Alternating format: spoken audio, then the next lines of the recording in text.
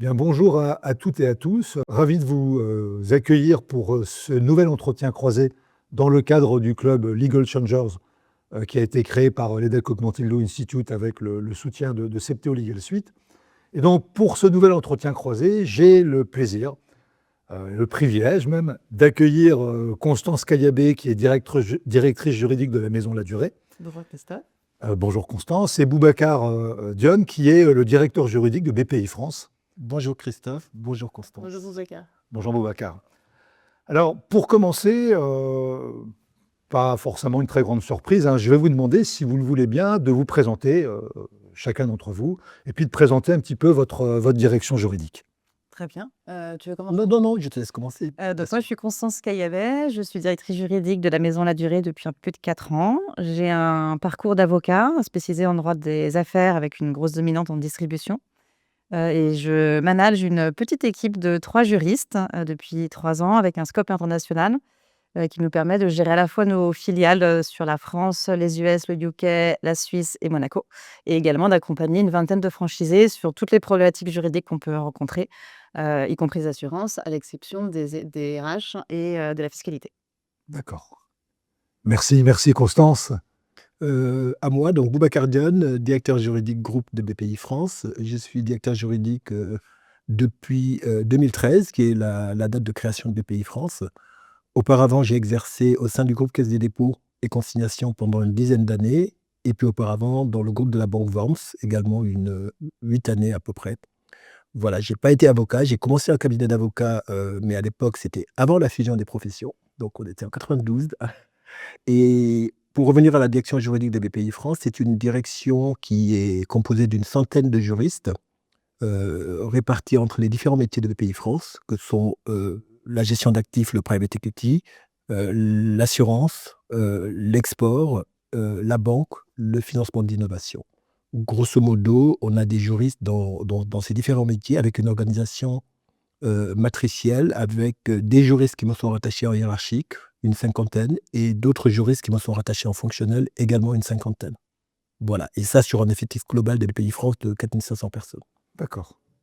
Merci Boubacar. Merci beaucoup à tous les deux pour ce lancement. Donc, on le voit, et c'est toujours un petit peu aussi ce qu'on recherche à faire dans le croisement des points de vue, des expériences, c'est d'avoir des directions juridiques des entreprises différentes. Donc là, on voit bien un secteur très différent, taille de DJ différente. Alors, pour enchaîner, et avant qu'on aborde des questions peut-être un peu plus opérationnelles, d'organisation, de process, de technologie, d'équipe, de talent, d'expertise, etc., peut-être commencer par la vision, la stratégie par rapport à la mission ou aux missions de vos directions juridiques respectives. Donc, ma première question pour tous les deux, ce sera comment vous avez aligné, si le terme est le bon, aligné là où les missions, la vision stratégique de vos directions juridiques avec les objectifs de l'entreprise, sa stratégie et ses valeurs de manière générale. Vas-y. Très bien, merci pour cette question qui est centrale pour toute direction juridique.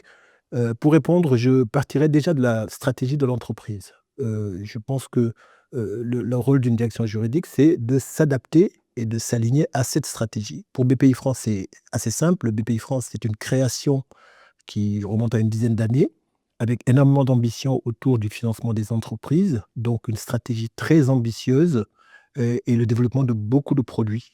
Du coup, les juristes que nous sommes, notre rôle, ça a été de trouver les moyens d'accompagner le plus efficacement cette stratégie et cette ambition. Tout d'abord en sécurisant les opérations, mais en étant très en amont.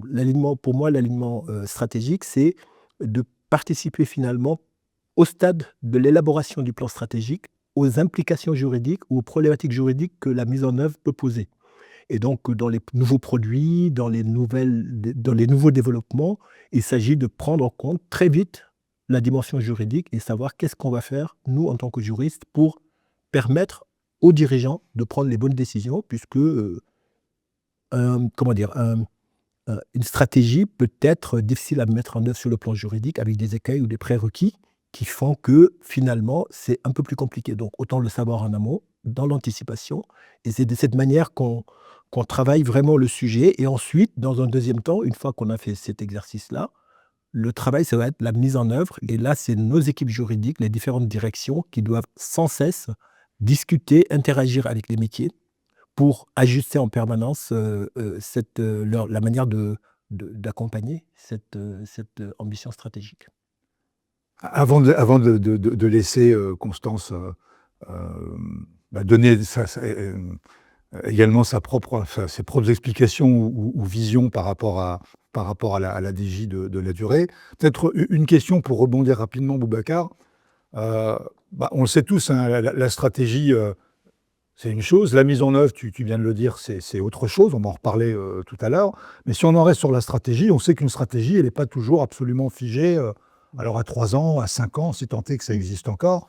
Donc est-ce que vous, en tant que direction juridique, vous êtes aussi dans cette posture d'avoir à vous ajuster stratégiquement par rapport aux objectifs de BPI France Oui, tout à fait. C'est une très bonne question et en ce qui nous concerne, le plan stratégique de BPI France, il est revu annuellement. Donc, D'accord. on fait partie des entreprises qui refaisons en place stratégique tous les ans et un plan moyen terme à 3 ans. Donc, le plan stratégique et la déclinaison chiffrée du plan stratégique, toujours, mais tous les ans, on fait cet exercice. Et à cette occasion, évidemment, on va poser des questions sur de nouveaux développements qui impliquent soit des expertises juridiques nouvelles, soit des problématiques qu'on n'a pas connues et des points sur lesquels il faut qu'on soit plus attentif puisque on a la particularité d'être un peu à mi-chemin entre le privé et le public. Hein. On est une banque, on est une société de gestion régulée, mais nos actionnaires sont publics, donc nos problématiques sont nombreuses. Donc dès qu'on a l'ambition stratégique, il faut qu'on va assez loin sur la manière d'anticiper les problématiques à résoudre. Merci Boubacar. Alors Constance, là, on change complètement d'environnement d'entreprise. Exactement, beaucoup plus PME. Donc moi, Christophe, j'ai l'avantage chez La Durée de faire partie du COMEX. Donc c'est une vraie chance pour la direction juridique parce que ça me permet de pouvoir participer à l'établissement de la stratégie dès le début, mécaniquement, de pouvoir suivre son évolution et de pouvoir également comprendre les adaptations qui sont nécessaires au fur et à mesure des années, voire des mois, en fonction des besoins de l'entreprise et de ce qui se passe dans un contexte plus global. Et le fait d'avoir cette masse de data me permet de pouvoir avoir en fait une redescente d'informations très directe et très complète auprès de mes équipes pour leur faire comprendre à la fois pourquoi je vais leur demander d'être en priorité sur tel ou tel sujet, leur expliquer aussi bien évidemment les importances juridiques de cette stratégie-là, mais également les importances économiques pour la société et pourquoi on part dans cette décision-là. Donc savoir pourquoi on travaille, c'est toujours très important pour les équipes. Mais il y a également une stratégie un peu à double temps. C'est-à-dire qu'à la fois, il faut accompagner le business sur ces problématiques, sujets qui sont, générateurs de richesse, de croissance et cetera. Mais il faut arriver à ne pas en oublier également les priorités du département juridique pour être encore plus loin sur la projection de l'entreprise, stabiliser vraiment, en fait, le socle de l'entreprise, juridique et en fait, accompagner des problématiques qui ne sont certes pas, économiques, mais justement, l'IA, comment on accompagne la digitalisation du département juridique pour continuer à créer notre propre performance, donc qui ne sont pas en fait des stratégies de boîte, mais de département et d'arriver comme ça à jongler en fonction des bandes passantes, pour ne pas s'oublier soi-même, tout en accompagnant la stratégie, boîte et bon, voilà, comment on arrive à être, flexible, adaptable, réactif, très pro-business, mais conscient aussi des enjeux, de fond. Parce que je vais rebondir sur un point que tu abordais.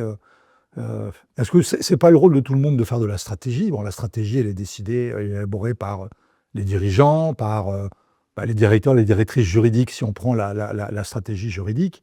Mais tout à l'heure, Boubacar le disait, par rapport à la mise en œuvre, à un moment donné, si on veut que cette stratégie elle soit suivie des faits, c'est important que les membres des équipes la comprennent, Exactement. la ressentent, se considèrent ils en font partie dans la mise en œuvre. Donc comment vous faites, vous, pour que la stratégie que vous avez élaborée, elle soit bien intégrée, bien comprise, que chaque membre de vos équipes s'en empare? Est-ce que vous avez des choses spécifiques ou ça se fait dans la communication naturellement?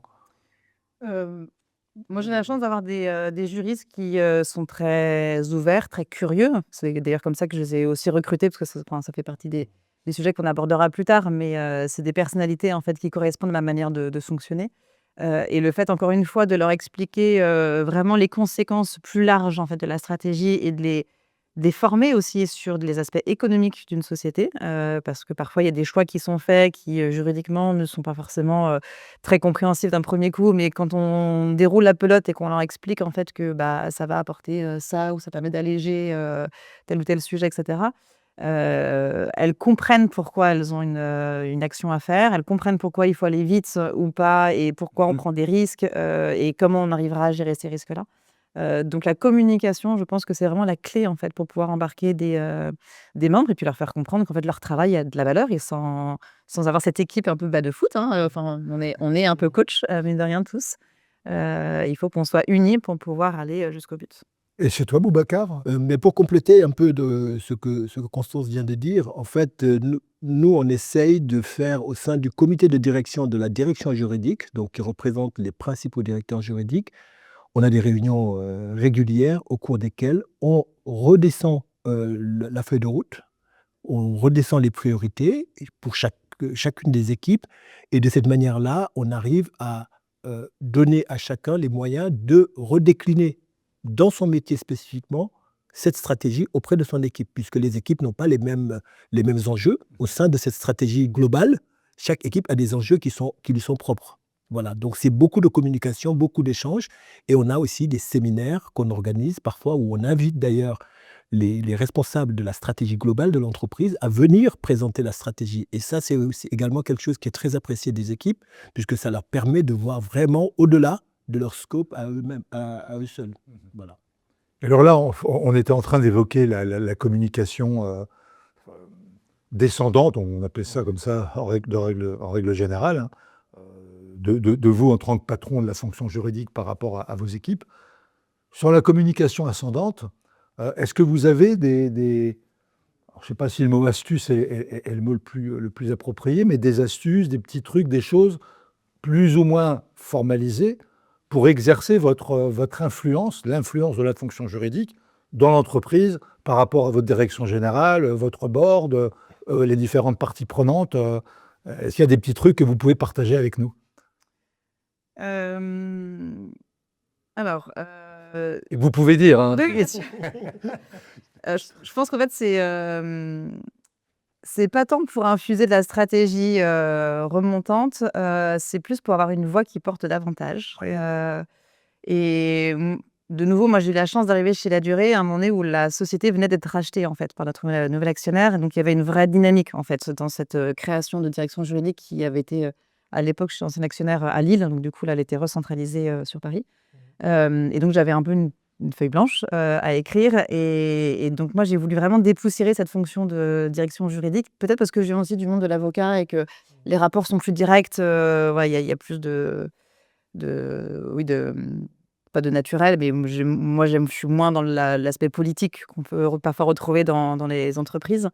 Et donc, j'ai beaucoup travaillé sur le marketing de la direction juridique parce qu'à la fois, j'ai voulu la montrer comme quelque chose de très structurant, très fondateur, qui fait partie du COMEX et donc il y a une responsabilité, il y a une crédibilité à asseoir, ça c'est incontestable et c'est clé. Et en même temps, avoir ce côté très business à fond, mais également très fun. Et donc, arriver à mêler un petit peu tout ça, à faire des présentations qui sont très ludiques, qui sont très visuelles. Moi, dans mes PowerPoints au COMEX, j'ai très, très peu de texte, en fait, mais je m'amuse beaucoup avec des images un peu clés, des vidéos, et cetera, pour un peu choquer les esprits, avoir des choses qui, du coup, réveillent et éviter, en fait, d'avoir ce côté juridique un peu soporifique où les gens se disent: «Mince, on va encore parler de l'article L, je sais pas combien». Donc ça, c'est des choses, en fait, que je mets en lumière et je suis toujours dans une démarche proactive. C'est-à-dire qu'il y a un sujet, il y a un projet, ce sera jamais non. Si je dis non, c'est vraiment que c'est une très, très grosse connerie. Mais généralement, c'est jamais non. C'est j'entends, je comprends ton objectif. Par contre, le chemin A, c'est pas le bon. Le chemin B, je suis pas sûre. Le chemin C, on sait pas encore comment il va être, mais on va te le créer. Et donc, on est vraiment dans la proposition systématique, dans la création, dans la solution. Et c'est comme ça, en fait, que quand on se montre vraiment accompagnateur de business, je trouve qu'on a une écoute au niveau de la direction juridique qui est autre, hein, parce que du coup, ça va être un peu le couteau suisse et qui va nous permettre, en fait, de quoi qu'il arrive, aller jusqu'au bout. Ce que tu nous dis, c'est que si on veut pouvoir exercer une influence sur la prise de décision, Positif. oui, puis il faut déjà qu'on ait l'interlocuteur ait envie d'écouter. Exactement. S'il n'a pas envie d'écouter, on ne va pas influencer quoi que ce soit. Ouais. Et puis si c'est pour aller voir la direction juridique et systématiquement avoir un non, en fait, Oui, on n'est plus. Et donc on perd en fait vraiment l'intérêt de la direction d'accompagner, de sécuriser. Donc il faut avoir un dialogue très ouvert et très positif. Pour compléter, moi, l'influence, je la vois plutôt en termes de positionnement, en proximité avec les équipes, avec les clients. Et pour cela, on essaye d'être présent dans toutes les instances de direction des autres équipes, c'est-à-dire dans des comités de direction de nos clients. On y est présent pour pouvoir passer la parole juridique. Donc c'est un premier point qui me semble important, c'est-à-dire être en proximité des clients. Et c'est comme ça qu'on crée peut-être cette influence. Et par ailleurs, comme le disait Constance très, très justement, la manière de communiquer est importante.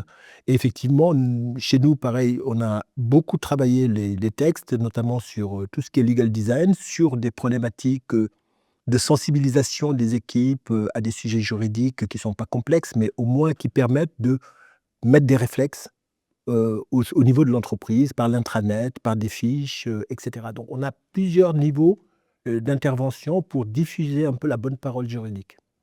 Alors, je te remercie beaucoup de cette réponse parce que ça permet de faire le lien avec le dernier point sur cette dimension positionnement, stratégie, etc. Qui est comment, enfin, est-ce que tous les deux, vous encouragez les membres de vos équipes à être des porteurs de la culture juridique de l'entreprise, à la diffuser en interne?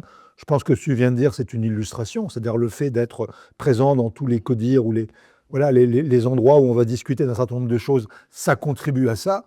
Est-ce que vous avez d'autres choses que vous adoptez et comment vous encouragez les juristes chez vous à le faire? Moi, c'est plutôt, je dirais, sous l'angle de la communication externe. Moi, j'essaye de faire en sorte que les équipes puissent se faire connaître à l'extérieur de BPI France. Il y a effectivement le travail dont je viens de parler qui est en interne, mais à l'extérieur, c'est très important. Et comme BPI organise énormément d'événements, que ce soit le BIG à Bercy ou d'autres événements, moi, j'encourage des juristes à porter des projets qui sont défendus auprès des équipes qui sélectionnent Ouais. les différents thèmes pour pouvoir animer des masterclass, faire des formations particulières dans un contexte qui n'est pas le contexte de BPI ou le contexte des clients, dans un contexte un peu plus global. Par Donc, c'est les ambassadeurs un petit peu. Exactement. Ça, et ça, c'est très apprécié puisque ça permet d'avoir un petit bol d'air par rapport au quotidien de l'activité. Donc, ce que tu nous dis, c'est qu'à la fois, c'est cette dimension de représentation, de rayonnement de l'ADJ de BPI France à l'extérieur, et puis c'est oxygénant pour Absolument. tes équipes. Tout à fait. Nous, de notre côté, on est très formation aussi à l'intérieur. Donc, moi, j'encourage les équipes à venir directement au COMEX sur certaines thématiques, présenter en fait des sujets, parce que c'est aussi important que les équipes se mettent en lumière elles-mêmes et que ce soit pas la direction. Ça les stresse pas trop, hein? Bah, c'est un exercice. Ouais, C'est un exercice et il faut qu'elles s'exercent là-dessus. Mais non, elles sont fortes. Et donc du coup, ça permet aussi aux autres directeurs en fait de s'apercevoir que bien évidemment, c'est pas moi qui fais tout. On est une équipe et donc en fait, les maillons en dessous sont hyper importants et c'est même des piliers. Donc voilà, c'est toujours bien de mettre les lumières sur les équipes. Elles font également beaucoup de formations au sein des autres départements parce que sur des thématiques très opérationnelles, en fait, ça me va sur du marketing, sur les influenceurs, par exemple, des petites formations pour vraiment sensibiliser, infuser cette philosophie juridique sur des cas très concrets pour, pareil, encore une fois, que ça parle vraiment aux personnes et qu'on ne soit pas sur de la théorie. Oui, au sein de l'entreprise, on continue aussi à diffuser toujours ce côté un peu marketing du département juridique. Et donc, moi, je les pousse beaucoup et j'ai la chance d'avoir une équipe très festive à participer aux apéros, aux soirées, à faire on a souvent des entraînements sportifs tous ensemble. Et en fait, le fait, pareil, de humainement montrer qu'on est des gens qui sont pétillants, qui sont drôles, etc., ça permet toujours en fait de continuer à diffuser cette volonté d'écoute du département juridique. Donc ça, c'est très, très clé.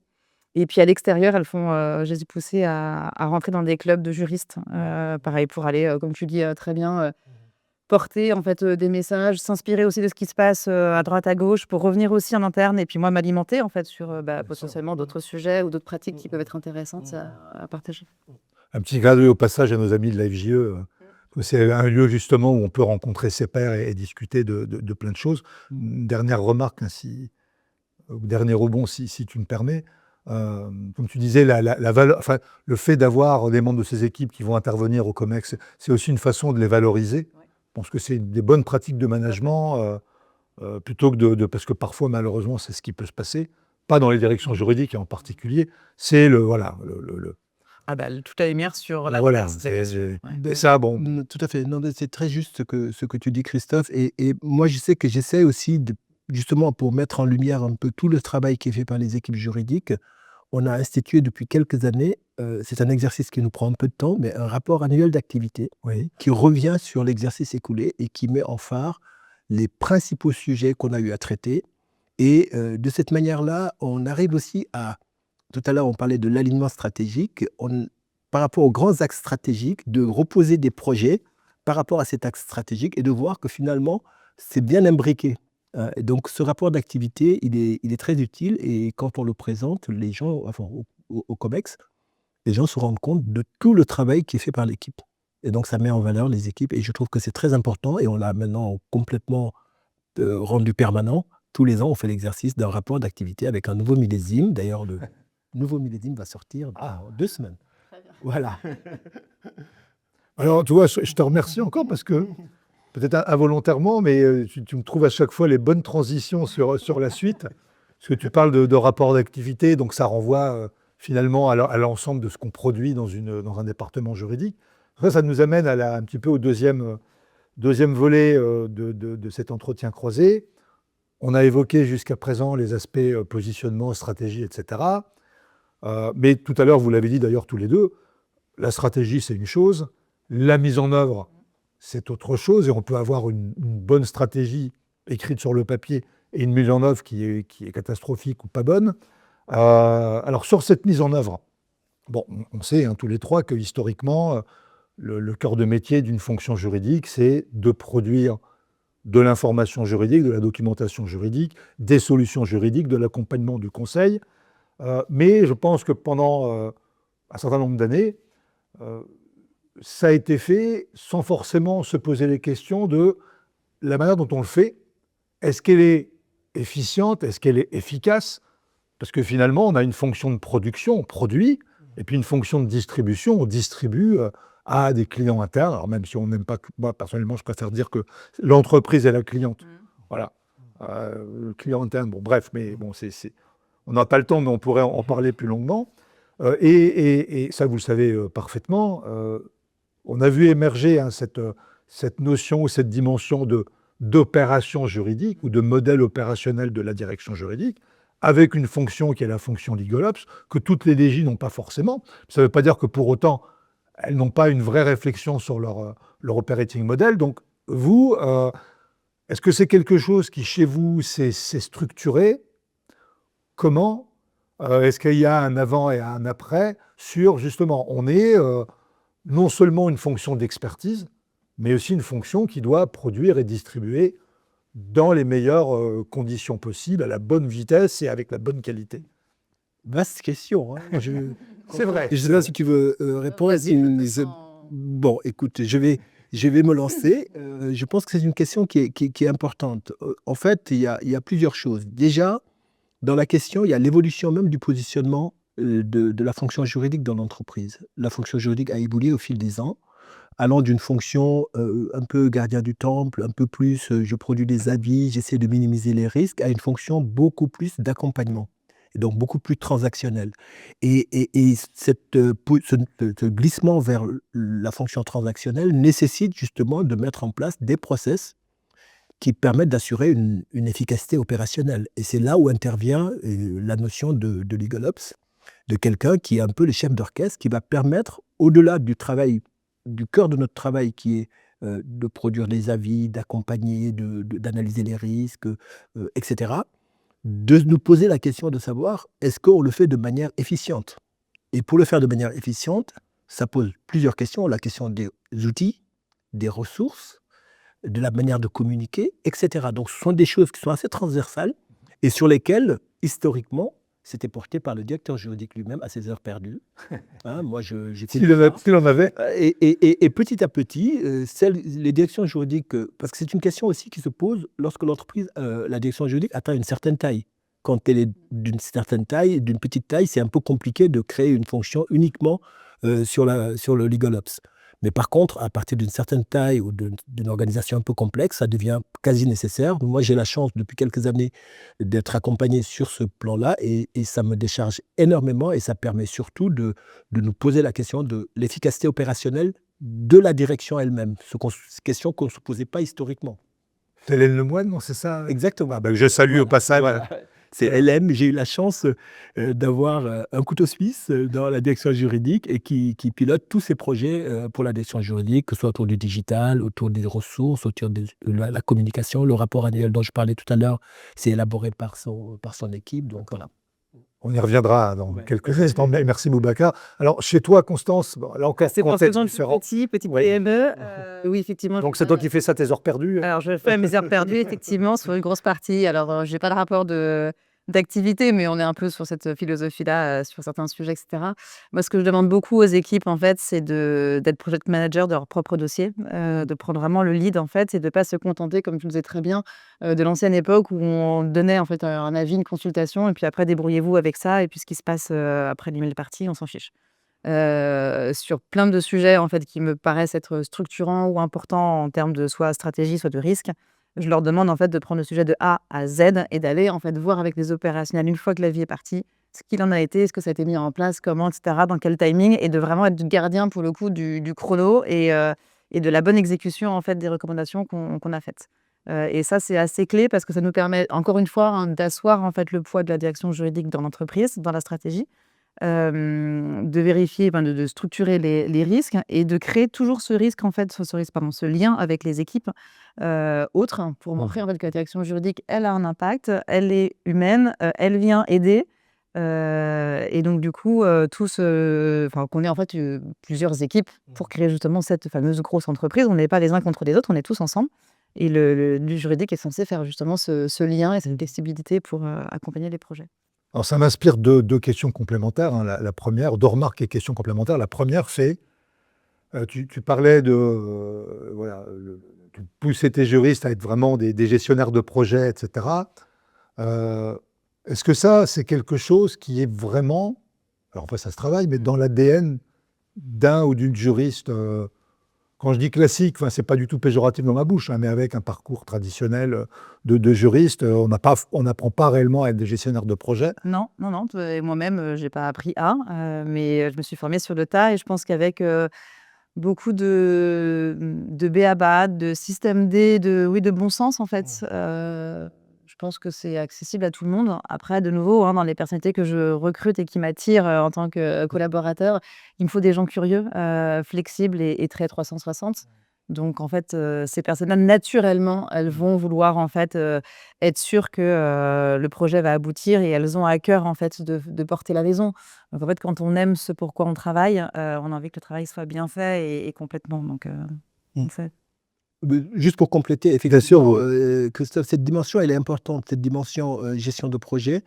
C'est pas naturel chez les juristes, évidemment, mais on se forme et on est tous évidemment amenés à avoir ce rôle un peu de coordinateur pour s'assurer que le projet avance correctement et ne pas rester juste dans un couloir de nage du juriste qui fait son job et qui oublie tout le reste. Donc ça, on encourage les équipes à le faire et on encourage par des formations aussi qui sont des formations qui ne sont pas juridiques et qu'on a la chance de pouvoir offrir parfois aux collaborateurs qui en ont envie. Alors, je reviens sur ce que disait il y a quelques secondes Constance, où tu disais, mais quand on aime ce qu'on fait, son travail, on veut bien faire, etc. Tu as bien évidemment tout à fait raison. Après, il y a parfois cette... alors, je ne sais pas si c'est une malédiction, parce que vouloir bien faire, c'est plutôt une bénédiction qu'une malédiction, mais quand même, parfois, chez les juristes, le syndrome du meilleur élève de la classe, ou du très bon élève, je veux vraiment que ma copie soit la plus propre possible, etc. Or, dans les opérations, parfois, il faut, désolé pour l'anglicisme, du quick and dirty. Tout à fait. Comment... Est-ce que c'est un obstacle que vous avez eu parfois à lever ou pas? Enfin, vous voyez, comment vous vous amenez quand c'est nécessaire? Parce que parfois, non, faut pas être trop quick et pas du tout dirty. Ouais. Comment vous pilotez ça? Alors, effectivement, comme le disait très bien Boubacar à l'instant, la direction juridique, depuis plusieurs années, elle a énormément évolué en fait dans sa philosophie. Et je pense effectivement qu'elle a appris en fait à devoir accompagner davantage le business. Et en fait, il y a un prisme différent qui est pris désormais où le juriste est presque risque manager. C'est-à-dire qu'il y a des arbitrages qui sont faits en fonction du risque que représente ce dossier-là. Et donc, le quick and dirty, tu peux le mettre en place en fait quand tu as analysé Ouais. ton risque en disant, au pire des cas, ça part en cacahuète, c'est pas très grave. Soit ça nous coûte tant, et au niveau de la société, c'est pas très grave. Et par rapport au business que ça nous a représenté, l'équation, elle est largement positive. Zoups, on y va. Soit on aura des axes de défense suffisamment forts en fait pour ne pas être inquiété. Enfin, il y a un arbitrage en fait, un équilibre à trouver sur ça. Et donc c'est comme ça que moi je travaille avec les équipes. C'est si on a de toute façon on n'a jamais le temps. La bande passante elle est saturée. Mais en fonction des dossiers, on accepte de faire du rapide parce que le risque n'est pas là. En revanche, il faut aussi accepter de faire de la pédagogie auprès des équipes. Il y a des dossiers qui sont par contre très importants, très structurants pour des questions d'image, de réputation, de risque financier, etc. Où là, il faut que les équipes, elles écoutent qu'on a besoin de quelques jours de plus parce que là, il faut qu'on se pose sur le dossier, que c'est important, etc. Et arriver toujours pareil à avoir ce dialogue-là avec les équipes, cette adaptabilité et flexibilité. Eh ben, quand il faut aller vite, on sait faire, mais elles acceptent que du coup, on ait besoin de temps, de temps en temps, pour des dossiers plus. D'autant que, alors, on pourrait dire, mais bon, la réputation, elle est importante pour tout type d'entreprise et quelques entreprises, mais plus ou moins. Bon, je pense que là, en l'occurrence, La Durée, il y a une image de marque, BPI France aussi, et puis il y a voilà, cet engagement de l'État, etc. Enfin bon, donc le risque de réputation, il peut être très fort dans les deux cas. Euh, et chez toi, Boubacar? Écoute, moi j'ai tendance toujours à dire aux juristes, évitez d'être parfait ou de vouloir être parfait. Donc l'idée c'est, de travailler en faisant justement cette balance entre les sujets importants, les sujets les moins importants et de pouvoir justement avoir une approche aide à la décision. Donc j'ai cartographié toutes les problématiques d'un sujet et ensuite, c'est à la direction de prendre son risque en fonction des conséquences associées à chacun des risques identifiés. Et donc, avec cette approche-là, on arrive à pouvoir travailler dans des conditions satisfaisantes. Et l'autre élément, peut-être pour compléter la réponse, c'est de dire qu'on a un volume et des ambitions telles que vouloir travailler tous les sujets en profondeur, c'est pas possible. C'est juste pas possible. Donc, à un moment donné, il faut qu'on choisisse ce qu'on industrialise, ceux pour lesquels on est sûr que la copie n'est pas parfaite, mais il faut être efficace. Et compte tenu de ce que disait Constant tout à l'heure, quand les risques associés sont très faibles, il ne faut pas se priver de cela. Et donc, voilà, on essaye de trouver cet équilibre entre les deux. Et voilà.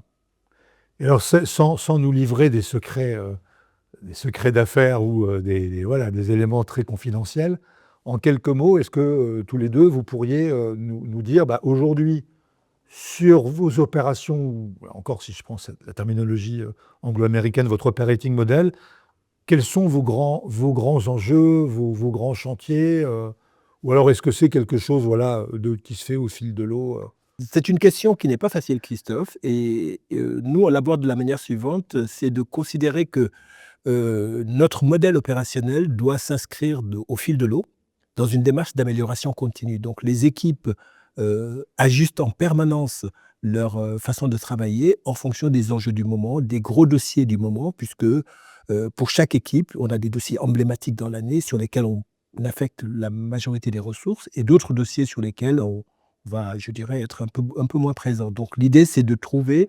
le bon équilibre entre les dossiers qui méritent qu'on y mette le paquet en termes d'accompagnement et les dossiers pour lesquels on peut, par exemple, décider une externalisation auprès de conseils ou le faire travailler par des juniors sur des sujets de moindre importance. Donc voilà, le travail, il est vraiment de trouver toujours ce point d'équilibre et c'est le rôle des managers de le faire, chacun à son niveau, puisque je n'interviens pas sur cette partie du travail.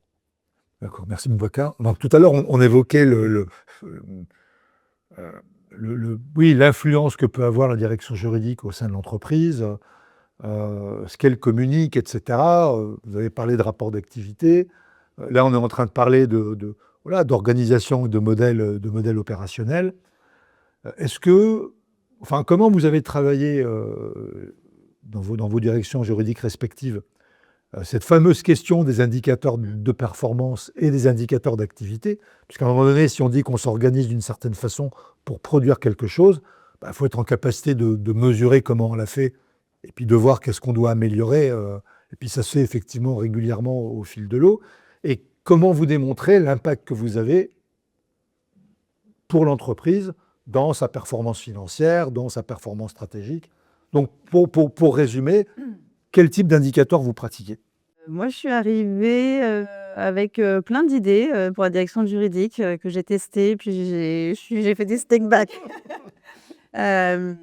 Toujours avec mon expérience d'avocat, je me suis dit c'est super, on va rentrer nos temps en fait dans un fichier Excel, voire prendre un logiciel spécial. Au départ, je me suis dit on va d'abord tester sur Excel et puis on verra après ça vaut le coup d'investir.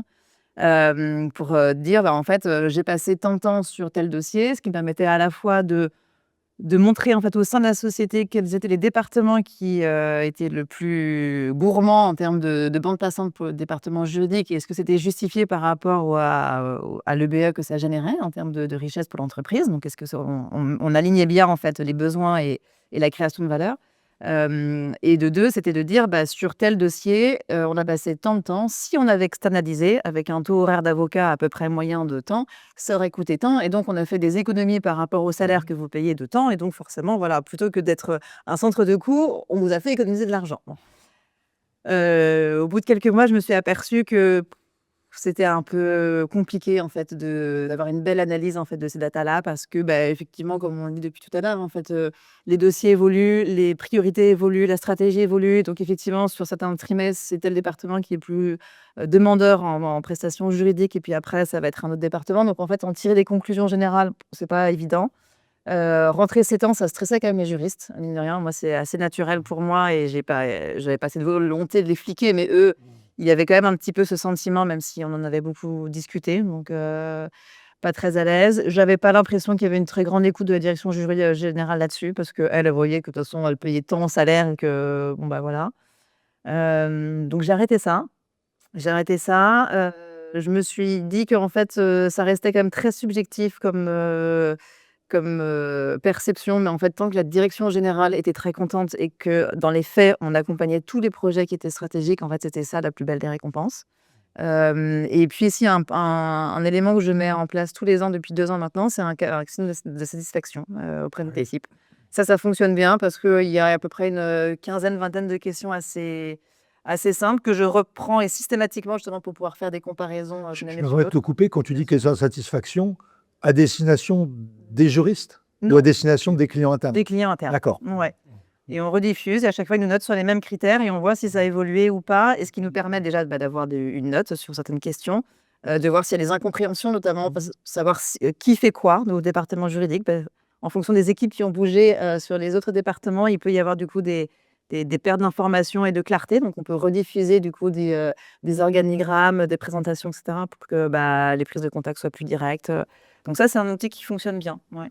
Et donc, ça veut dire que, alors, je ne veux pas être caricatural, mais ça veut dire qu'en fait, sur ces questionnaires de satisfaction, donc satisfaction client, ça donne quand même des éléments ensuite d'interprétation, d'amélioration sur vous êtes content, très content ou moyennement content, mais sur telle chose. Non, pas Vous êtes content de la DJ Ouais, de manière générale, D'accord. ça va être à quelle fréquence que vous nous contactez, est-ce qu'il y a un temps de réactivité suffisant? Ça, c'est déjà un critère. C'est Exactement. réactivité, Ouais. Est-ce rapidité. que vous considérez que le département juridique est un business partner? Est-ce que c'est un centre de coût pour vous? Est-ce que c'est une création de valeur pour vous? Et donc, ouais, il y a des questions comme ça qui sont, et ça, c'est une note de 1 à 10. Ok. Ça peut mettre Et ça peut peut-être permettre parce que ça reste toujours un petit peu le monstre du Loch Ness, ou le Graal, comme selon les références qu'on a, de dire, très concrètement, nous, direction juridique, on peut vous dire la valeur qu'on apporte, alors financièrement ou non financièrement, c'est celle-là, pas forcément facile à établir from scratch, sauf à dire que là, petit à petit, en itérant avec tes clients internes, est-ce qu'on a contribué à créer ça et ça chez vous, cette information, elle te revient. En fait, c'est tes clients qui te disent, ben, nous, la valeur que vous nous créez, c'est ça et ça. Oui, mais encore une fois, comme je suis au COMEX, en fait, c'est vrai que Ouais. nous, on étale en fait très régulièrement tous les dossiers qui avancent, etc. Donc, le fait d'avoir une voix à cette table-là, ça permet aussi de montrer à tous les départements que bien évidemment tous les dossiers avancent et qu'en fait, il y a une satisfaction du travail effectué. Donc c'est assez appréciable. Ouais. Mmh. Merci, Constance. Pour compléter sur ces sujets des indicateurs, évidemment, c'est un sujet important et plus la direction juridique est grande, plus le sujet devient critique.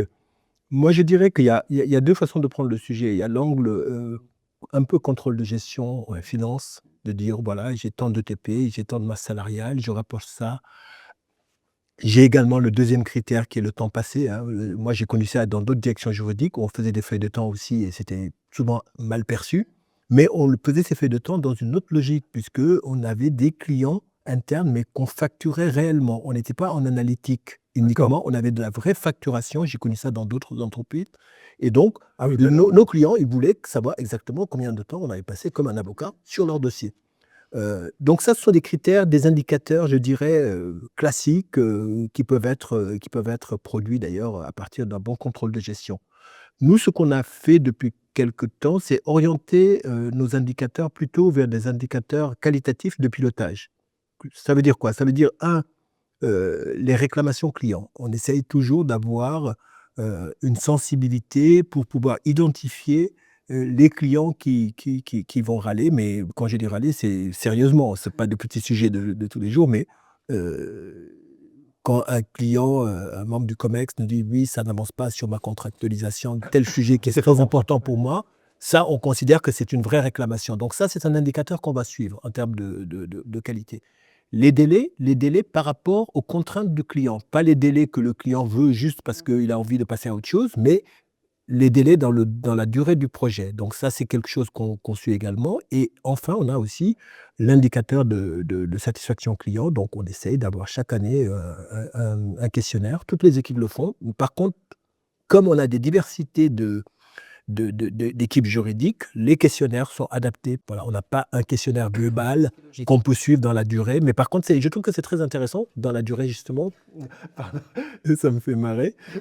Effectivement, le fait de pouvoir suivre des indicateurs comme ça et leur évolution, c'est quelque chose de plutôt intéressant, je trouve. Merci à tous les deux. Alors, on va aborder, enfin enchaîner, aborder un peu la troisième partie, la troisième dimension de l'entretien. Mais le lien se fait très simplement puisqu'on évoquait les questions d'opération et de modèle opérationnel, etc. On sait que les technologies, depuis maintenant quelques années, avant même que l'IA générative en particulier arrive massivement, sont venues, alors percuter, mais c'est pas forcément négatif hein, dans ma bouche, mais percuter, s'intégrer dans la façon de travailler, de produire, là encore de distribuer des directions juridiques. Alors ma première question pour tous les deux, c'est ce qu'on appelle souvent la digitalisation des directions juridiques. Chez vous, est-ce que ça a été quelque chose qui s'est décidé et mis en place parce que c'était une décision globale d'entreprise, donc bah, nous aussi, juristes, on doit s'y mettre, ou est-ce que ça a été des décisions propres à votre direction, donc vous-même et vos équipes, consistant à se dire, on va en parler dans quelques instants, bah ça et ça, il y a certainement moyen d'automatiser totalement, partiellement, d'abord pour aller plus vite, peut-être pour apporter plus de qualité. Comment ça s'est passé? Le point de départ, ça a été quoi? Écoute, une réponse en 2 temps. Pour BPI, déjà, nous accompagnons beaucoup les sociétés innovantes. Donc les sujets d'innovation sont présents, d'une manière générale dans l'ADN de BPI France, hein. Le soutien à l'innovation est une activité importante pour la maison. Donc on a une sorte d'ambiance globale autour de l'innovation qui favorise le fait que les juristes se posent des questions de dire: «Est-ce qu'on est bien outillé? Est-ce qu'on a les bons outils pour travailler?» Et donc, naturellement, la direction juridique se pose toujours la question de dire: «Comment travailler plus efficacement?»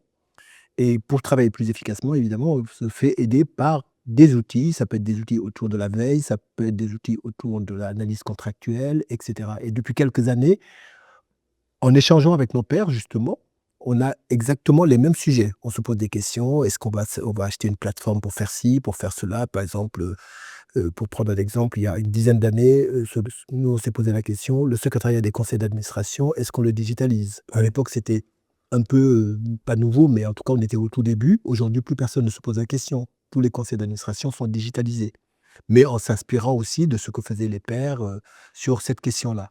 Donc pour, repréciser, je pense que, la digitalisation, c'est quelque chose qui est indispensable et les legal tech nous ont aidés aussi à trouver des offres adaptées à nos besoins, divers et variés.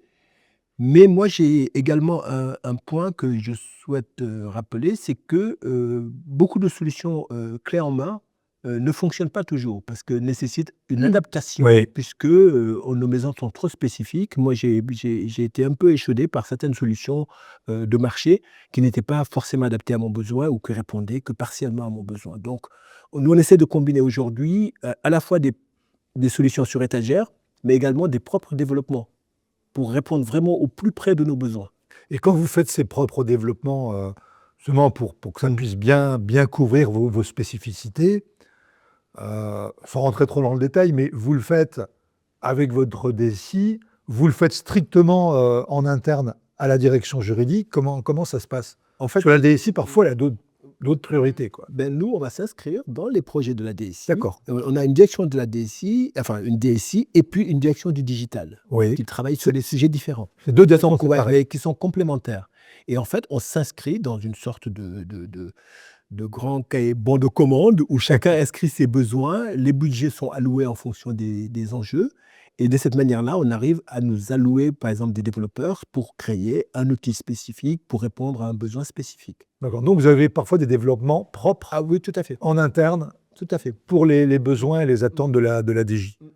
Notamment en matière de reporting, puisque nos reportings sont très compliqués. Donc, parfois, on trouve sur le marché des solutions qui sont très globales et on n'arrive pas à, dans la durée, les faire accepter par les juristes. Parce que quand les choses sont trop compliquées ou pas adaptées, l'outil, il n'est pas utilisé ou il n'est pas efficacement utilisé. Voilà. Ah ben là, tu mets le doigt, mais je pense que c'est vrai aussi en qualité d'avocat, c'est les cimetières technologiques des équipes juridiques sont remplis de logiciels qui ne sont pas utilisés parce que, comme tu dis, pas adaptés, ou les gens ont été mal accompagnés, ou il n'y a pas eu de prise en main, et donc, bon. Exactement. Et c'est un peu dommage de payer une licence pour quelque chose. Mais ça, toutes les organisations sont confrontées à ça. Hein. Et chez toi, Constance? Moi, je suis partie pareil d'une page blanche avec une carte blanche, donc passif. C'est bien. C'était assez. Et un budget illimité, non? Non, ça va. Ça jamais. Mais non, il y avait un bel accueil de toute façon de la direction générale sur ces thématiques-là qui de toute façon sont dans l'air du temps et on n'a pas d'autre choix que d'y aller. Donc on a commencé très timidement, nous, effectivement, avec du DocuSign qu'il n'y avait pas, d'une Contratech, l'éveil juridique digitalisé, etc. Pareil, les cahiers d'assemblée, comme tu me le disais, qu'on a digitalisé. Après, la prochaine étape, ce serait bien évidemment d'avoir quelque chose d'un peu plus costaud.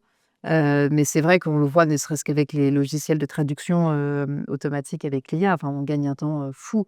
Là où moi, à l'époque, il y a plusieurs années maintenant, on passait par des traducteurs soit assermentés ou pas en fonction des besoins, mais ça prenait plusieurs jours. Là, en 30 secondes, on a le document qui est switché en japonais s'il y a besoin. Et après, on fait juste relire par quelqu'un qui sait connaître s'il y a besoin. Mais on gagne énormément en temps et en efficacité.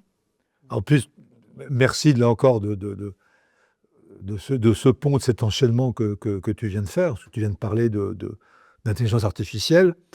Bon, on sait tous que c'est un sujet aujourd'hui fortement sur la table, globalement dans tous les métiers du droit, mais en particulier dans les directions juridiques. Comment vous en êtes emparé? Enfin, où vous en êtes? C'est-à-dire, pour être plus clair, est-ce que vous êtes à un stade où vous êtes dans l'introspection, l'interrogation, bon, à quoi ça va nous servir, en quoi ça peut nous aider à transformer, là encore, notre modèle opérationnel, où vous êtes déjà plus avancé, où vous êtes dans une approche, tiens, on va tester telle ou telle chose, ne serait-ce que pour l'acculturation. Parce que je sais qu'en général, les choix qui sont faits au sein des DJ peuvent être très différents pour plein de raisons. Alors moi, je pense que l'IA, c'est pareil que l'internet, hein. C'est un vrai virage à prendre et qu'il faut pas trop patienter et observer. Après, nous, donc dans la direction juridique, on a testé des choses, des logiciels qui permettaient d'avoir des contrats en fonction des prompts et d'avoir des clauses, etc.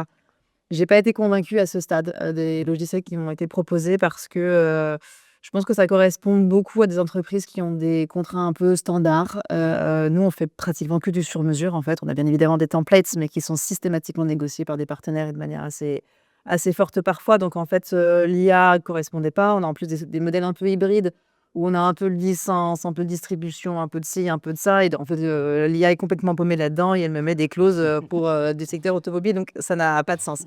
Donc, je perds plus de temps à corriger le draft qu'on me propose que de le faire directement. Donc, pour le coup, c'est pas l'objet. Alors, je me permets de te couper. Ce que tu viens d'indiquer, là, je pense, c'est de façon générale très important.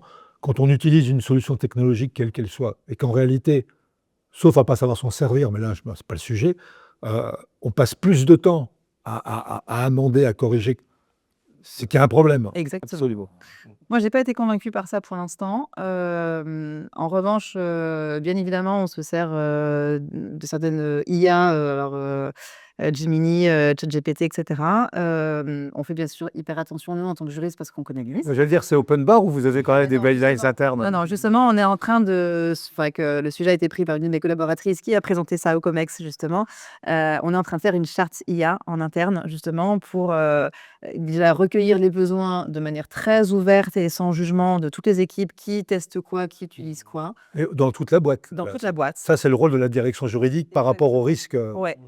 Savoir ce qui est fait actuellement, donc faire l'audit, savoir après, former les gens sur les risques, pourquoi les données personnelles, on ne balance pas ça sur de l'open source, etc. Et puis après, décider, nous, en interne avec la DSI, de est-ce qu'on bloque certains accès, est-ce qu'on autorise, si on autorise, dans quelle mesure, etc. Et avoir une charte qui systématiquement sera adressée aux collaborateurs, pour encadrer. Donc l'idée, c'est pas d'empêcher, c'est d'utiliser correctement et intelligemment. Avant de laisser réagir, répondre aussi Boubacar, ce que tu dis, ça correspond bien à ce qu'on voit, à la réalité du positionnement de la direction juridique sur ce sujet. C'est à la fois être dans son rôle de conseil par rapport aux risques et aux risques juridiques qui sont liés au déploiement, l'utilisation de l'IA, donc pour toute la boîte, et puis elle-même utilisatrice. Donc c'est toujours bien de s'appliquer d'abord à soi-même un certain nombre de règles saines. On n'est plus crédible dans ces cas-là. Ah oui, c'est clair. Alors, je crois que chez toi, déjà, cette charte, elle existe, Boubacar. Ou je dis une bêtise. Alors, pour répondre à ta question, Christophe, moi, j'ai deux niveaux de réponse. Le premier niveau de réponse, c'est déjà le déploiement de l'IA au sein de BPI France. Évidemment, on a beaucoup de problématiques à adresser, et notamment le fait que BPI France est une banque, elle est régulée, on a des réglementations sur la résilience informatique, etc. Donc, beaucoup de sujets qu'il faut traiter sur le déploiement de l'IA de manière générale dans l'entreprise. Et la stratégie, en tout cas la volonté de notre direction générale, c'est de déployer au maximum l'IA dans des solutions bancaires, notamment que ce soit le scoring des clients, les notes de dossier, le mémo d'investissement, tous ces documents sur lesquels on pense que l'IA peut faire gagner du temps aux équipes opérationnelles. Donc gagner du temps, faire gagner en productivité. Donc dans cette partie de l'IA, les équipes juridiques sont évidemment impliquées pour accompagner, sécuriser la manière dont on déploie l'IA. Et tout à l'heure, on parlait de charte. Évidemment, il y a une charte de l'utilisation de l'IA chez BPI France. Et on va continuer à déployer également d'autres procédures pour s'assurer que l'utilisation de l'IA n'expose pas BPI France en termes de risque par rapport à ces données, puisqu'on est également une banque avec des données clients, des données sensibles couvertes par le secret bancaire, etc. Donc ça, c'est le premier volet. Et puis le deuxième volet, c'est l'usage de l'IA par les juristes eux-mêmes. Et là, on est un peu comme tout le monde, c'est-à-dire on teste des solutions, on essaie de voir si ça marche. Beaucoup de POC. On fait beaucoup de POC sur plein de sujets pour voir si ça fonctionne. Tu as un exemple de POC à nous donner, là, sans nous livrer de secret encore? Non, par exemple, sur la gestion contractuelle. Sur la gestion contractuelle, on est en train de finaliser un POC justement avec Hélène pour voir si, à l'issue de ce POC, en fonction des résultats, si ça vaut le coup de déployer une solution de gestion contractuelle à une échelle un peu plus grande, à la fois les contrats fournisseurs de BPI France, mais également des contrats métiers. Donc voilà, on y travaille. Quoi rajouter d'autre? Je pense que ça va fonctionner de cette manière-là. C'est-à-dire que, finalement, tout le monde a intérêt à tester les solutions au maximum et à faire, la balance entre ce que ça rapporte et ce que ça coûte, sachant que, le point qui me paraît important, c'est d'être dans une démarche où on dit: «On freine pas l'innovation, mais on prend quand même toutes les précautions nécessaires».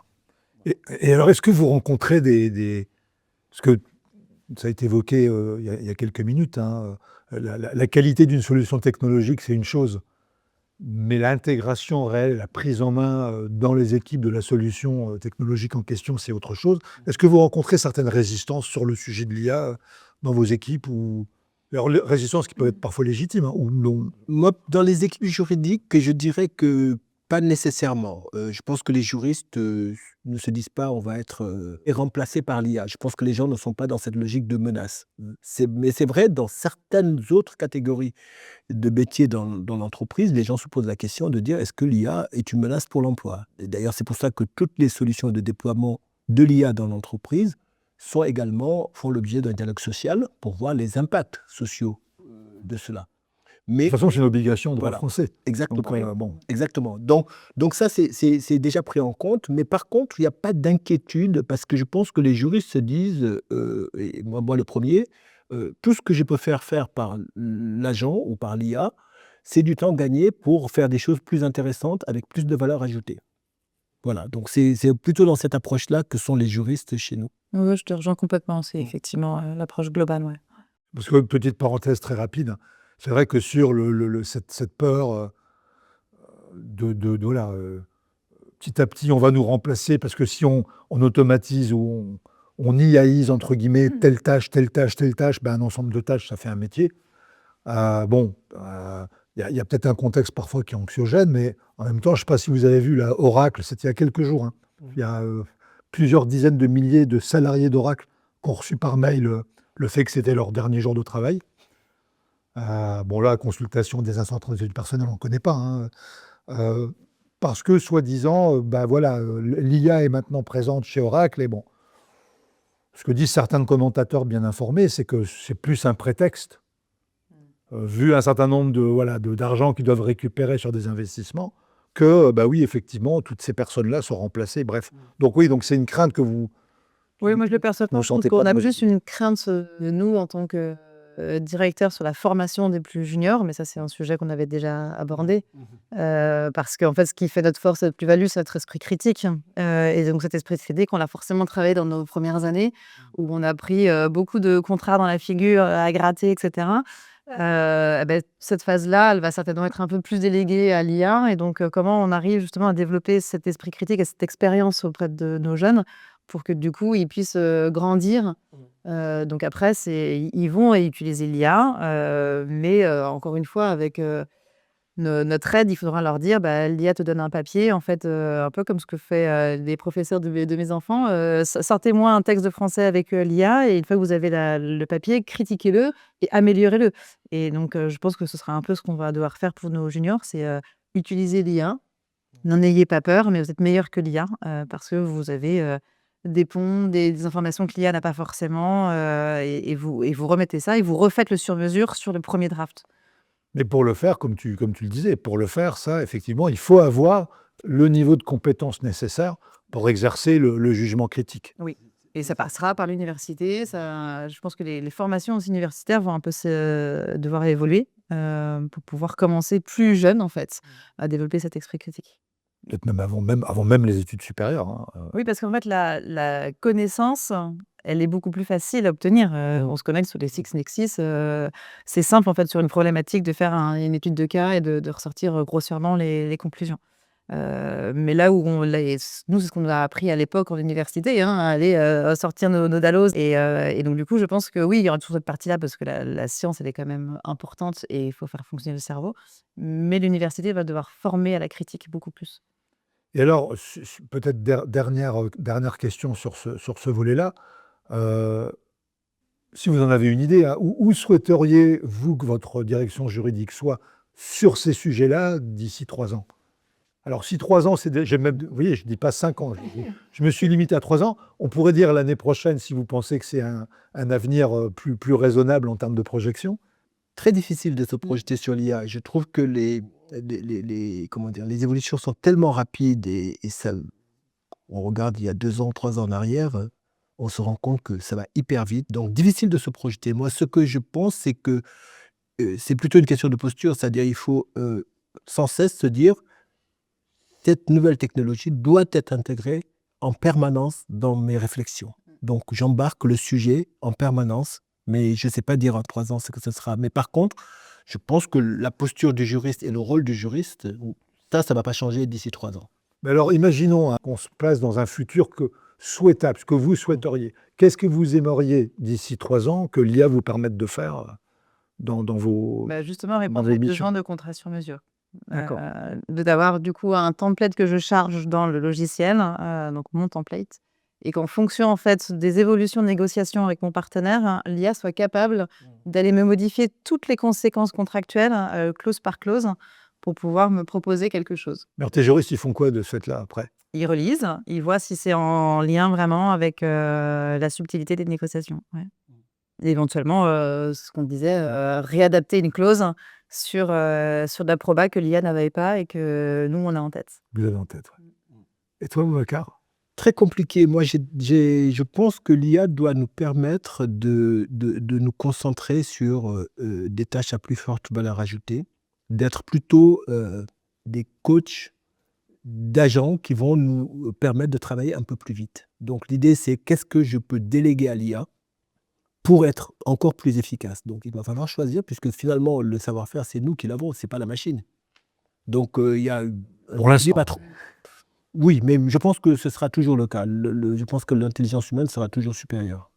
Alors, tu vois, c'est très intéressant ce que tu dis, enfin, comme depuis le début d'ailleurs, hein, mais je pense que c'est pas toujours évident de se dire ça, c'est une tâche à faible valeur ajoutée, ça, c'est une tâche à forte valeur ajoutée. Parce qu'en réalité, ce qui fait la valeur ajoutée d'un produit ou d'un service final, c'est l'accumulation. C'est pas faux. Par exemple, quand on dit oui, tâche à faible valeur ajoutée, envoyer des mails. Mais parfois, un mail, ça dépend à qui on l'envoie, pourquoi on l'envoie. Enfin, vous voyez, c'est un lien relationnel. Donc, moi, là-dessus, est-ce qu'on est toujours capable de dire ça, c'est à faible valeur ajoutée, ça, c'est à forte valeur ajoutée? Oui, mais pas toujours, je pense. Tu vois, Non, mais c'est très juste, c'est très juste. Mais on a quand même ce gain de temps sur la première proposition. Oui, je suis d'accord. Mais ça fait, voilà. Je suis d'accord. Moi, aujourd'hui, tous les jours, j'utilise des solutions d'IA pour ne serait-ce que ne pas louper des choses. Il peut me faire des synthèses de tous les mails que j'ai reçus, des mails que j'ai pas vus parce que je reçois un paquet, etc. Donc, ce sont des choses qui sont extrêmement utiles. Ah oui, on gagne de temps, oui, ça je suis complètement. Alors, dernier volet de nos échanges, mais qui a toujours été présent de toute façon, mais plus qu'en filigrane d'ailleurs, et je pense que c'est révélateur et important, c'est les personnes, les êtres humains, dans tout ça, dans l'organisation, dans les process, dans les technologies. On n'en est pas encore, Dieu merci, arrivé à un moment où, bon, j'espère l'être humain juridique est une variable d'ajustement. Donc, sur les talents dans vos équipes et la gestion des talents, comment vous y prenez? Quelles sont vos recettes, s'il y en a, hein, pour attirer les talents que vous souhaitez dans vos équipes juridiques? Comment vous faites pour les garder? Parce que parfois on attire, mais on a du mal à garder. Quelles difficultés vous rencontrez? Voilà, je vous mets ça un petit peu en vrac sur la table, mais c'est voilà, attraction, captation, rétention. Je vais me lancer, Constant, Vas-y. si tu veux.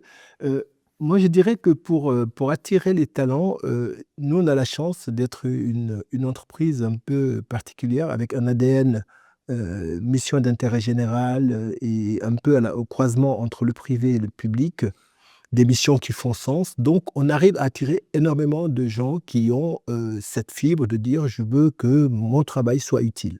Nous, on est vraiment au service de l'entrepreneuriat, au service de l'économie, pour l'intérêt général. Donc, c'est vraiment un facteur important dans la manière d'attirer les talents chez nous.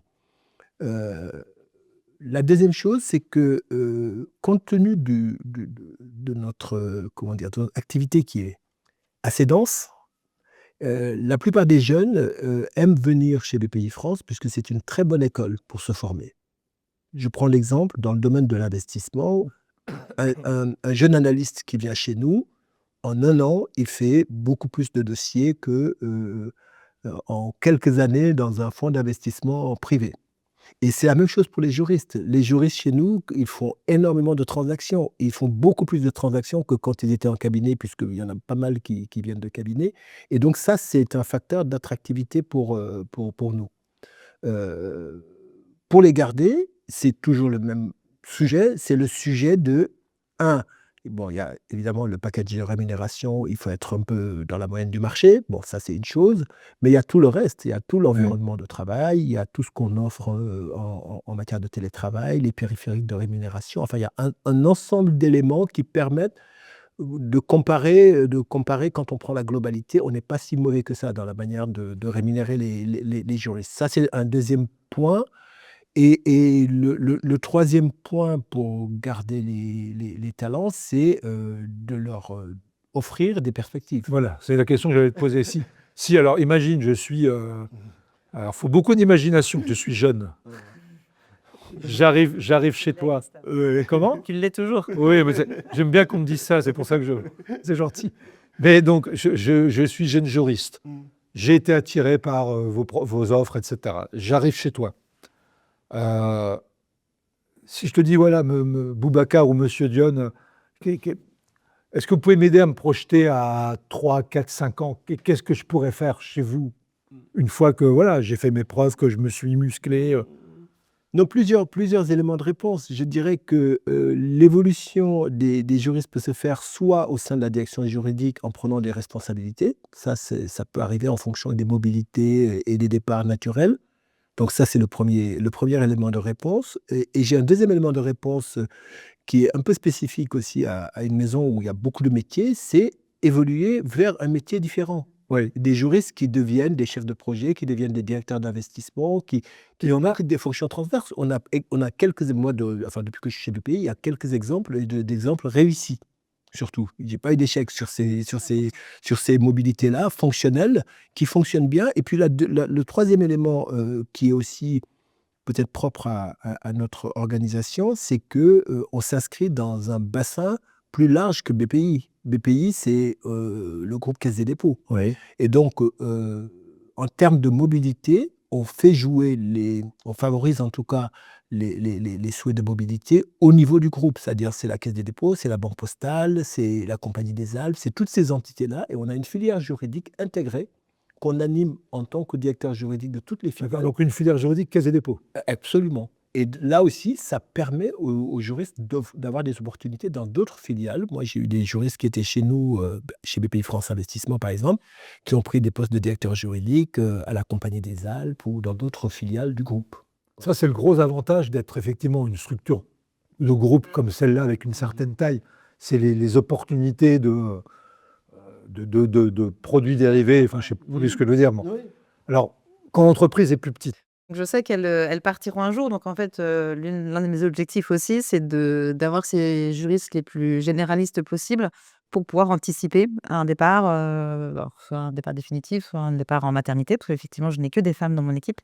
Et donc, c'est un risque aussi à gérer, même si je serais très, très heureuse pour elles. Et j'ai eu 3 enfants, donc c'est tout à fait normal. Mais c'est quand même quelque chose dans le day-to-day qu'il faut gérer. Donc, voilà, c'est comme ça que j'essaie de les motiver le plus possible en les cultivant et en les nourrissant intellectuellement. un message à tous les jeunes ou moins jeunes, un juriste homme qui nous écouterait, allez frapper à la porte de la direction juridique de la Maison La Durée pour diversifier. Il n'y a que des femmes pour l'instant, donc ça serait très bien. Mais oui, vous êtes bienvenus. Alors, peut-être une dernière question avant qu'on arrive un petit peu à quelques éléments de conclusion. Sur la gestion des talents, etc. Pour vous, en 2026, est-ce que vous pourriez nous donner trois traits de caractère ou de personnalité qui, pour vous, sont rédhibitoires dans les recrutements que vous pouvez faire? 3. Ou 2 ou 4. Plus, Non, mais bon. non, non, C'est non. vrai que Boubacar, il a une liste con. Non, moi j'ai une liste assez longue. Non, non, non, blague à part, non, je crois que ce qui est rédhibitoire de mon point de vue pour un juriste, c'est de ne pas être curieux, de ne pas être à l'écoute et d'être, comment dire, d'être adverse au risque. Voilà, donc je préfère avoir des juristes qui sont curieux, qui regardent les sujets et qui ne disent pas toujours non et qui vont chercher des solutions, qui sont des facilitateurs et qui essayent de trouver effectivement des solutions plutôt que l'inverse. Donc ce sont des traits de caractère, ces traits de caractère-là, j'en veux pas, ceux qui sont opposés à cela. Bon, le message est passé. Et toi, Constance? Je rejoins complètement Boubacar. Effectivement, la curiosité est clé. Donc, on va être quelqu'un qui serait très fermé, très anxieux d'être en zone grise et que sur la théorie, ça ne peut pas fonctionner en fait. La société, elle a besoin d'avoir des solutions concrètes, pragmatiques. Le risque, il est partout en fait. Donc, il faut qu'on arrive à le gérer, à l'appréhender, à le maîtriser. Et quelqu'un qui aurait peur en fait de trancher et pas quelqu'un qui correspondrait à mes besoins. Et j'allais dire sur la durée, en 2 mots, est-ce que vous observez des changements je ne vais pas dire psychologiques, peut-être le mot est peut-être un peu trop fort, mais de mentalité en fonction des classes d'âge? Est-ce que vous pensez que la génération qui arrive aujourd'hui sur le marché du travail, elle est elle est moins risque averse plus que la précédente, mais c'est pas une question c'est pas une question de classe d'âge, c'est plus une question de, je sais pas, enfin d'autres critères. Ça, pour le coup, moi, j'ai pas ce recul-là. J'ai pas l'impression qu'il y a des évolutions. Je pense que c'est très lié à la personnalité des personnes. Effectivement, la fonction juridique a évolué, donc il y avait peut-être plus de gens qui étaient dans leur confort il y a quelque temps encore, mais qui naturellement en fait sont d'accord pour évoluer et être risque manager entre guillemets. Ouais, je pense que ça correspond plus à des mentalités. Aussi. Pareil. On arrive à la fin de l'entretien. Alors, je vais vous faire plusieurs propositions, puis vous choisissez ce qui vous plaît le plus. Alors, ça peut être 1, 2. Donc, première question, je vous les donne, hein, puis vous choisissez. Si vous n'étiez pas directrice et directeur juridique aujourd'hui, quelle autre carrière auriez-vous envisagé? Donc, je ne suis pas en train de vous demander qu'est-ce que vous voudriez faire d'autre, parce que je ne voudrais pas que ce soit mal interprété par vos employeurs respectifs, mais voilà, si ce n'était pas cette carrière-là, ça aurait pu être quoi? Ou, option, quel est le défi le plus surprenant que vous ayez rencontré dans votre rôle de directrice et directeur juridique et comment l'avez-vous surmonté?